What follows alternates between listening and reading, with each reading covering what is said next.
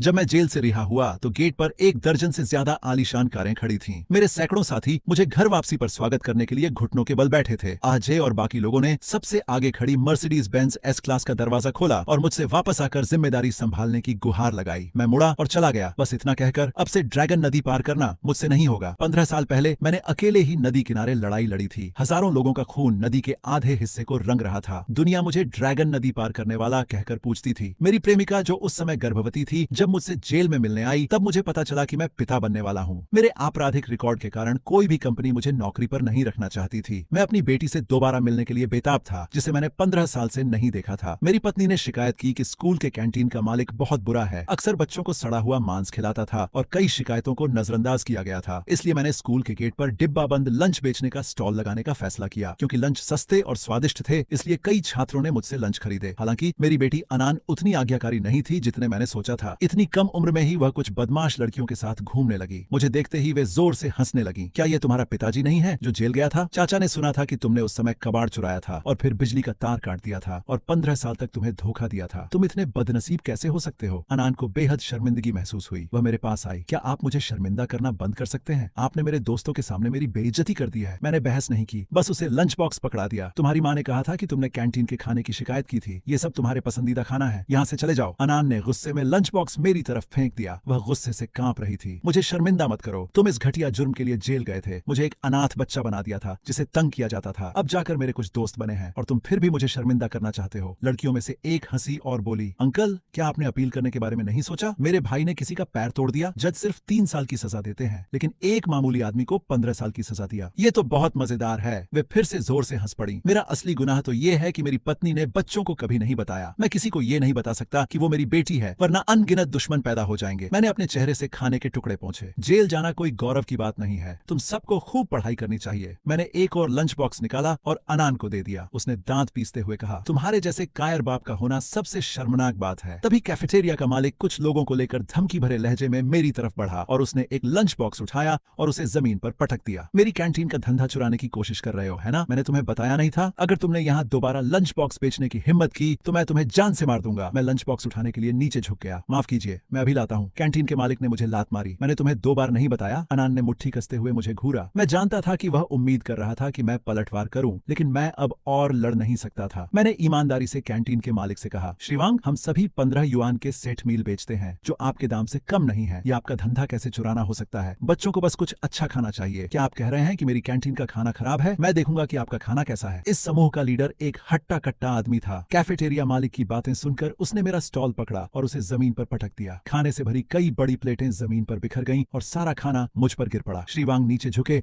और मेरे बाल पकड़ लिए। दर्जनों माता पिता मुझे देख रहे थे और मेरी शिकायत कर रहे थे, लेकिन वे कुछ नहीं कर सके। अब तुम मुझसे पंगा लेना चाहते हो? क्या तुम्हें पता है कि अंडरवर्ल्ड में मैं कितने लोगों को जानता हूँ? श्रीमान वांग, अगर आपको मेरा स्टॉल पसंद नहीं है तो मैं दूर ही रहूंगा, ठीक है? मेरी इस बात से अनान गुस्सा हो गया। तुम डरपोक, तुम कितने कायर हो! चिल्लाते ही लाल बालों वाली बहन ने झट से उसका मुंह ढक दिया और सच में कैफेटेरिया मालिक ने अनान को घूर कर देखा। जाना चाहते हो? इतनी आसानी से नहीं, पहले मुआवजे की बात करते हैं। मैंने सुना है कि तुम रोज 300 पैकेट बेचते हो। इसका मतलब है कि तुम्हारी वजह से मुझे रोज 300 ग्राहक खोने पड़ रहे हैं। मेरी कीमत 15 युआन प्रति भोजन है, यानी रोज 4500 युआन। तुम यहाँ 10 दिन से हो, कुल मिलाकर 45,000 युआन। अभी भुगतान करो। अनान दंग रह गया। श्रीमान वांग, क्या यह दादागिरी नहीं है? कैफे के मालिक ने तिरस्कार भरी मुस्कान के साथ उस हट्टे कट्टे आदमी की ओर मुड़कर कहा, उसने मुझे बहुत नुकसान पहुंचाया है, अब वो मुझे मुआवजा भी नहीं देगा। आप क्या सुझाव देते हैं कि मैं क्या करूं? हट्टे कट्टे आदमी ने नीचे बैठकर जमीन से कटा हुआ सुअर का मांस और हरी मिर्च उठाई। हरी मिर्च से ज्यादा सुअर का मांस था। क्या तुम्हें इस तरह का धंधा करने के लिए सजा का डर नहीं है? उसने कहा और फिर मुझे पीटने लगा। मेरे आसपास के छात्र भी मुझे पिटते हुए देखकर नाराज थे। वे खुद घटिया खाना बेच रहे थे और दूसरों को ईमानदारी से खाना नहीं बेचने दे रहे थे। लेकिन यह दुकानदार सचमुच कायर है। अगर किसी और ने मेरे साथ ऐसा किया होता तो मैं अब तक पलटवार कर चुकी होती। मैंने उठने की कोशिश की, अपने चेहरे से मिर्च का रस पोंछा और आंखें खोली। सबसे पहले मैंने अनान का निराश चेहरा देखा। अब जब कोई तुम्हें पीट रहा है तो तुम पलटवार नहीं करोगी? क्या बात है छोटी बच्ची, तुम्हें क्या लेना देना? अगर तुमने एक और शब्द कहा तो यकीन मानो मैं किसी को भेजकर तुम्हें स्कूल से निकलवा दूंगा। नहीं श्रीमान वांग, मैंने झट से दुकानदार का हाथ पकड़ लिया। श्रीवांग, मैं अब जा रहा हूँ। क्या आप मुझे मुआवजा देना चाहते हैं? मैं पूरी रकम नहीं दे सकता। आप मुझे अपना लाभ बता दीजिए, मैं आपको उसका मुआवजा दे दूंगा। कैफेटेरिया मालिक का चेहरा अचानक ठंडा पड़ गया। वह मेरे कान के पास झुककर बोला, क्या तुम्हें लगता है कि मैं बेवकूफ हूँ? क्या तुम्हें लगता है कि मैं तुम्हें अपना लाभ बताऊंगा? क्या मैं इस तरह से व्यापार कर भी पाऊंगा? इतना कहने के बाद भी उसे तसल्ली नहीं हुई। कैफेटेरिया मालिक ने हाथ उठाकर देखकर मेरे चेहरे पर 2 जोरदार थप्पड़ मारे। मुझे दोबारा थप्पड़ पड़ते देख वह चिल्लाई, कब तक तुम इस तरह खुद को शर्मिंदा करते रहोगे? कैफे मालिक अनान से तंग आ चुका था। उसने अधीरता से उसकी ओर इशारा करते हुए अपने बगल में खड़े हट्टे कट्टे आदमी से कहा, जाओ और उस बदतमीज छोटी लड़की को यहाँ घसीट कर लाओ। हट्टे कट्टे आदमी ने मुड़कर अनान की ओर कदम बढ़ाया। लाल बालों वाली लड़की डर के मारे झट से पीछे हट गई और कहने लगी कि अनान से उसका कोई लेना देना नहीं है। मैं घबरा गया और अनान को बचाने की कोशिश की, लेकिन कैफे मालिक ने मेरी कमीज पकड़ ली। मैंने सिर्फ कमीज पहनी हुई थी और उसके खींचने से वह टुकड़े टुकड़े हो गई। मेरा टैटू तुरंत सबके सामने आ गया, क्षितिगर्भ बोधिसत्व। हट्टे कट्टे आदमी की आंखें चौड़ी हो गईं। क्या यह नदी पार करते ड्रैगन का टैटू नहीं है? कैफे मालिक हिचकिचाया, फिर आत्मविश्वास से हाथ बढ़ाकर मेरे शरीर पर बने टैटू को रगड़ा। क्या यह कोई अस्थायी टैटू है? उसने उसे जोर से रगड़ा, लेकिन उसे हटाना नामुमकिन था। तुम तो बस सड़क किनारे डिब्बा बंद खाना बेचने वाले एक मामूली विक्रेता हो और खुद को नदी पार करने वाला ड्रैगन कहने की हिम्मत कैसे करते हो? उस हट्टे कट्टे आदमी ने दुकानदार से चिंता से पूछा, क्या सच में वो नदी पार करने वाला ड्रैगन है? मैंने सुना है कि वो हाल ही में जेल से छूटा है। कैफे मालिक ने आंखें घुमाई। युएंडा ग्रुप की चेयरमैनशिप हमेशा से खाली रही है। क्या तुम्हें लगता है कि वो यहाँ डिब्बा बंद खाना बेचने के लिए अपनी चेयरमैनशिप छोड़ देगा? फिर उनकी नजर मुझ पर पड़ी। तुम सच में बहुत साहसी हो। पुराने जमाने में गुओ जियांगलोंग ने अकेले ही हजारों लोगों को मार गिराया था, जबकि तुम तो बस एक निकम्मे और लापरवाह आदमी हो। उन्होंने अपना फोन निकाला और मेरी तस्वीर खींची। तुम गए काम से। मैं तुम्हारी तस्वीर युएंडा ग्रुप में अपने दोस्तों को भेजूंगा, वे अभी आ रहे हैं। तुम सच में गए काम से। अनान को लगा कि टैटू बहुत ज्यादा दिख रहा है, इसलिए उसने मुझे पहनने के लिए एक अपने दोस्त का कपड़ा दिया। फिर एकदम पीले चेहरे से मेरी तरफ देखते हुए, ये किस तरह का टैटू है? मैंने जबरदस्ती मुस्कुराते हुए उनसे कहा कि पहले घर चले जाओ। अचानक अनान चिल्लाया, तुम कबाड़ चोर हो। ये किस तरह का क्षितिगर्भ बोधिसत्व का टैटू है? क्या तुम्हें पता है कि कितने लोगों ने dragon subduing demon slaying king का रूप धारण किया और युएंडा समूह द्वारा मार गिराए गए? भागो। मैं अनान को खाली निगाहों से देखता रहा। क्या उसे मेरी चिंता थी? भले ही वह मुझे एक निकम्मा पिता समझकर नीचा समझती हो, लेकिन वह नहीं चाहती थी कि मुझे कुछ हो। मेरे लिए उसकी चिंता देखकर मेरा अपराध बोध और बढ़ गया। कैफेटेरिया के मालिक ने मुझे पकड़ लिया और कहा, भागने की सोचना भी मत। मैं तो बस तुम्हें सबक सिखाना चाहता था, पर तुम्हें तो मरने की इच्छा है। अचानक उसका फोन बज उठा। उसने लापरवाही से फोन उठाया और जवाब दिया, अरे भाई, हाँ, ये आदमी तो बहुत ही लापरवाह है। मैंने इसकी पिटाई कर दी। क्या तुम आ रहे हो? तुमने क्या कहा? युएंडा के पूरे निदेशक मंडल आ रहे हैं। वह अचानक मुझे हैरानी से देखने लगा। सभी लोग हैरान रह गए। उस हट्टे कट्टे आदमी ने अविश्वास से पूछा, भाई क्या तुम उसे जानते हो? मैं भला उस स्तर के किसी व्यक्ति को कैसे जान सकता हूँ? लेकिन उन्होंने अब भी फोन किया था और कहा था कि वे जल्द ही आ रहे हैं। उस हट्टे कट्टे आदमी ने गहरी सांस ली। वफादारी का क्या ही प्रदर्शन है। सिर्फ अपने बॉस का रूप धारण करने से ही ये सब इसमें फंस गए। कैफेटेरिया मालिक ने ठंडे लहजे में कहा, मुझे लगता है ये सब उस बड़े आदमी के दबदबे की वजह से है। ये किसी भी मामूली आदमी को बर्दाश्त नहीं करेगा जो उसे उकसाए। तुम्हें जल्द ही पता चल जाएगा कि मौत का क्या मतलब होता है। अनान पहले से ही टूट चुकी थी। कैफेटेरिया मालिक की पहले वाली धमकी को नजरअंदाज करते हुए वो मेरी तरफ दौड़ी और मुझे जोर से धक्का दिया। चले जाओ, तुमने मेरी माँ को 15 साल तक इंतजार करवाया है। क्या तुम चाहते हो कि वो विधवा हो जाए? टूटे हुए अनान को देखकर मुझे अपराध बोध हुआ। ये सब मेरी गलती थी। कमीने, उन्होंने उस माँ और बेटी को 15 साल तक सताया है। कृपया किसी को मत बुलाओ। वह तो बस एक कबाड़ चोर था। उसे क्रॉसिंग रिवर ड्रैगन के बारे में कुछ भी पता नहीं था। 15 साल पहले वह भोला था। जब वे जेल गए तब तक उसने उस बड़े आदमी की कहानी भी नहीं सुनी थी। वह जानबूझकर नकल नहीं कर रहा था। यह महज एक संयोग था। कैफेटेरिया का मालिक एक पल के लिए स्तब्ध रह गया,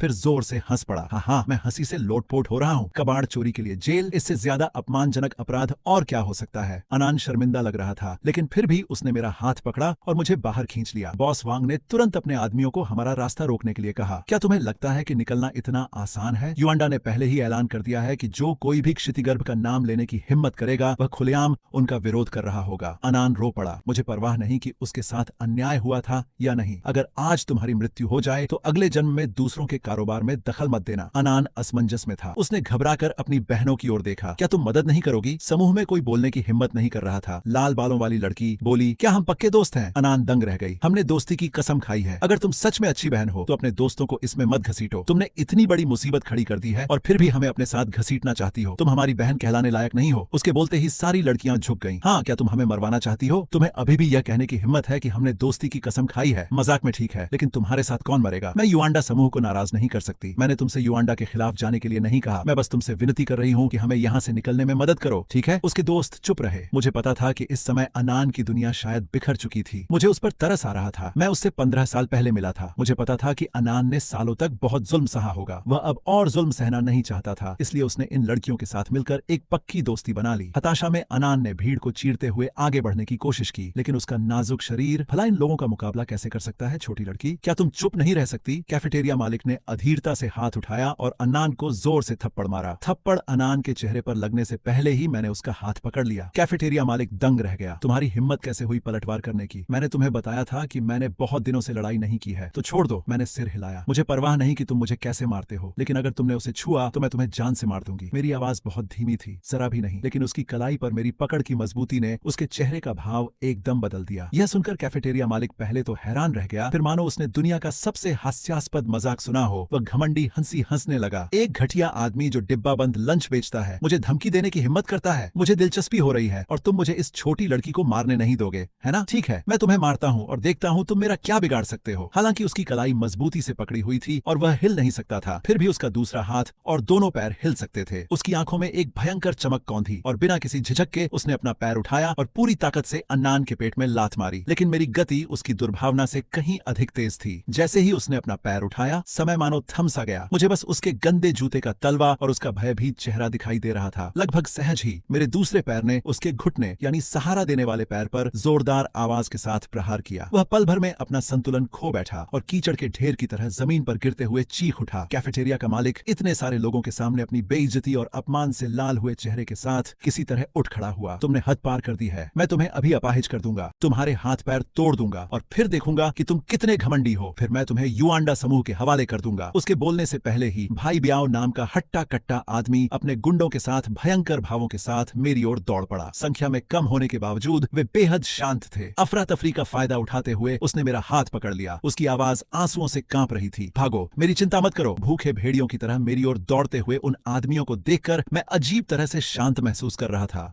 बस एक हल्की सी आह भरी। यह आह एक शांतिपूर्ण जीवन न जी पाने की बेबसी के साथ साथ मेरे सामने खड़े इन लापरवाह लोगों के लिए दया भी उमड़ रही थी। मैंने हाथ बढ़ाकर अन्नान के सिर पर धीरे से हाथ फेरा और उसके बालों से धूल हटाई। क्या तुम कभी ड्रैगन की प्रशंसा नहीं करते थे? वह रुका, नम आंखों से मेरी ओर देखते हुए। वह नहीं समझ पा रही थी कि मैं इस समय ऐसा क्यों कह रहा हूँ। मैंने उससे धीरे से कहा। मेरी आवाज में एक दृढ़ता थी जो मैंने लंबे समय से महसूस नहीं की थी। तो मैं तुम्हें आज दिखाऊंगा। वह हट्टा कट्टा आदमी पहले ही मेरे सामने आ गया था। खाना पकाने के बर्तन जितना बड़ा, उसका मुक्का हवा में सीटी बजाता हुआ मेरे चेहरे पर लगा। आसपास के छात्र आश्चर्य से हांफने लगे। मैं नहीं बचा, पलक भी नहीं झपकाई। जैसे ही हवा मेरे चेहरे की ओर दौड़ी, मैंने बिजली की गति से उसकी कलाई पकड़ ली। चाहे उसने कितना भी संघर्ष किया हो, उसका चेहरा लाल हो गया। उसका विशाल मुक्का मानो जम गया था। 1 इंच भी आगे नहीं बढ़ पा रहा था। उस हट्टे कट्टे आदमी की आंखें सदमे और दर्द से भरी हुई थीं। उसे ऐसा लगा जैसे मेरी वजह से उसकी कलाई की हड्डियां चूर चूर हो जाएंगी। बाकी लोग अपने लीडर को एक ही झटके में हारते देख एक पल के लिए स्तब्ध रह गए। फिर अपनी संख्या का फायदा उठाते हुए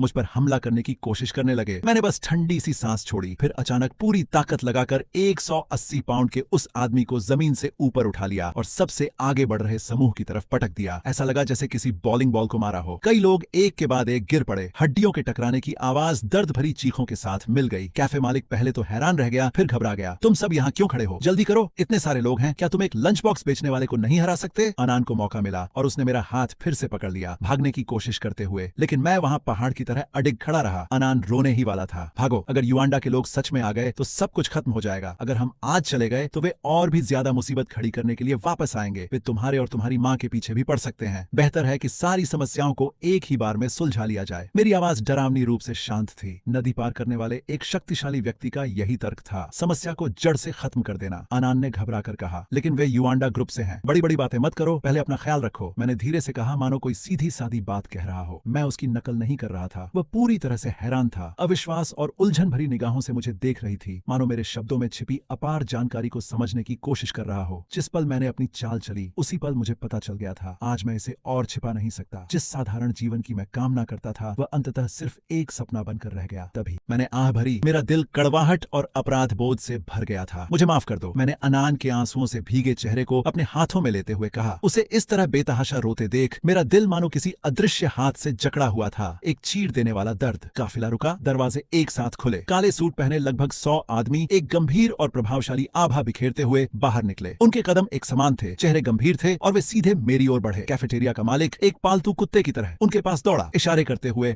और मालिकों की चापलूसी करते हुए। यही वो आदमी है जिसमें हिम्मत नहीं है। इसने बड़े आदमी होने का नाटक करने की हिम्मत की। मैंने कहा, यह अब तक का सबसे बड़ा अपमान है, इसलिए मैं युआंडा ग्रुप की ओर से इसे सबक सिखाना चाहता था। कौन जानता था कि यह आदमी न केवल पश्चाताप नहीं करेगा बल्कि युआंडा ग्रुप का अपमान भी करेगा, मेरे आदमियों को घायल करेगा और भागने की कोशिश करेगा। वहां मौजूद सभी लोग इस शक्तिशाली आभा से दंग रह गए और आपस में चर्चा करते हुए अपनी उत्तेजना को रोक नहीं पाए। सचमुच युआंडा ग्रुप के किसी व्यक्ति की तरह जीवन जी रहे हैं। इस स्टॉल मालिक का तो बुरा हाल होने वाला है। ये बड़े बड़े लोग जो आमतौर पर सिर्फ वित्तीय खबरों में नजर आते हैं, आज यहाँ एक नकली कार्यक्रम के लिए इकट्ठा हो गए हैं। यह अविश्वसनीय है। लीडर को देखो।